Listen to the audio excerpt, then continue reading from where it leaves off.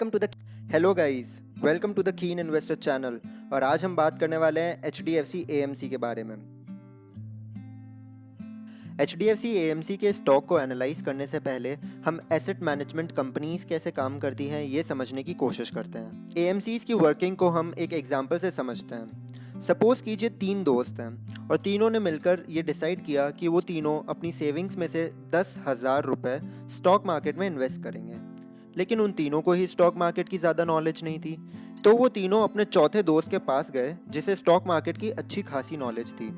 उन तीनों ने उसे कहा कि भाई ये ले हमारे 30,000 रुपये, इन रुपए को तू हमारे लिए स्टॉक मार्केट में इन्वेस्ट कर और हमारे पैसे डबल कर दे। बदले में तू हमसे 10% of total assets as fees ले लेना, यानी 3,000 रुपीज़। उनके चौथे दोस्त ने 21 दिन में पैसा डबल किया और उन तीनों को उनके पैसे लौटा दिए। एसेट मैनेजमेंट कंपनीज भी ठीक इसी तरह काम करती हैं। एएमसीज फंड मैनेजर्स को हायर करती हैं और वो फंड मैनेजर्स सैलरी के बदले पब्लिक का पैसा स्टॉक मार्केट में इन्वेस्ट करते हैं। तो चलिए अब हम बात करते हैं कंपनी के फाइनेंशियल्स के बारे में। HDFC एसेट मैनेजमेंट कंपनी एक लार्ज कैप कंपनी है और इसका मार्केट कैपिटलाइजेशन 50,770 करोड़ था 29 जुलाई 2020 को, जब मैं ये वीडियो बना रहा हूँ।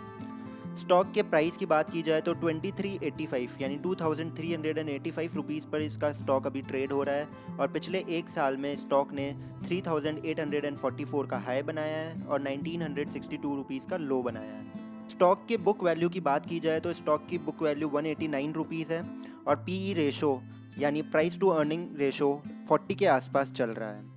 अगर हम ग्लोबल पीई रेशो जो एसेट मैनेजमेंट सेक्टर में देखा जाता है उसकी बात करें तो वो अराउंड 20 है। उसके कंपैरिजन में HDFC AMC का पीई रेशो बहुत ज़्यादा है, लेकिन इंडिया में अभी ज़्यादा AMCs लिस्टेड नहीं है और इस वजह से ये महंगे वैल्यूएशंस पे ट्रेड हो रहा है। एसेट अंडर मैनेजमेंट जो कि पिछले एग्जाम्पल में हमारे लिए 30,000 रुपीज़ था, वो इस कंपनी के लिए 3,75,000 करोड़ है एज ऑफ जून 2020। कंपनी ने रिसेंटली अपने अप्रैल जून क्वार्टर के रिजल्ट भी अनाउंस किए हैं और वो कुछ खास अच्छे नहीं आए। प्रॉफिट्स में एक मार्जिनल इंप्रूवमेंट देखा गया है 3.6% का compare to the quarter last year. तो चलिए अब हम HDFC AMC के पिछले 5 क्वार्टर के रिजल्ट को कंपेयर करते हैं। जैसा कि आप देख सकते हैं टोटल रेवेन्यू 2019 में काफ़ी हेल्दी था, लेकिन 2020 में कोरोना वायरस के चलते सभी बिजनेसेस पे सीवियर इम्पैक्ट देखने को मिला और ये बिजनेस भी उनसे बच नहीं पाया। अगर हम बाकी पैरामीटर्स की भी बात करें तो एबिटा, प्रॉफिट बिफोर टैक्स सब में डिक्रीमेंट देखने को मिला है।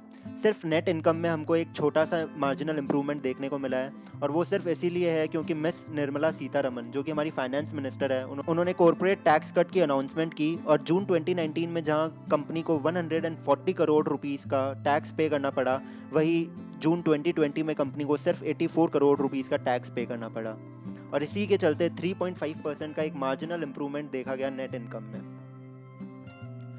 चलिए अब हम कंपनी के शेयर होल्डिंग पैटर्न को समझने की कोशिश करते हैं।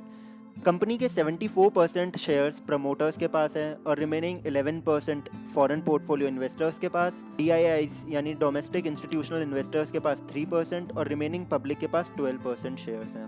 प्लेज किए हुए शेयर्स की कोई समस्या नहीं है। म्यूचुअल फंड होल्डिंग्स ने भी पिछले 3 महीनों में कंपनी में स्टेक बढ़ाया है और फॉरेन इंस्टीट्यूशनल होल्डिंग्स ने भी पिछले 3 महीनों में अपना स्टेक कंपनी में बढ़ाया है। कंपनी के प्रमोटर्स ने लास्ट 6 मंथ में 5.72% से अपना स्टेक कम किया, लेकिन ये चीज़ बिल्कुल भी अनहेल्दी नहीं है। सेबी के रूल्स के अकॉर्डिंग ये करना ज़रूरी था, इसलिए ये किया गया है।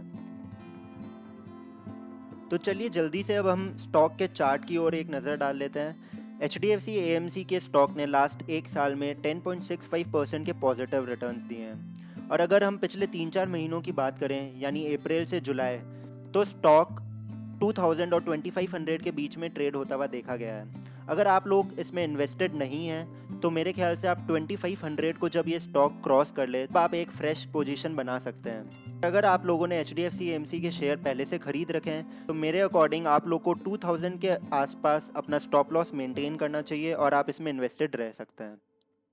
तो चलिए दोस्तों, आज के वीडियो को मैं यहीं ख़त्म करता हूँ। अगर आपको ये वीडियो पसंद आया हो तो प्लीज़ लाइक, शेयर और सब्सक्राइब कीजिएगा और पूरे वीडियो को देखने के लिए बहुत बहुत शुक्रिया। Thank you.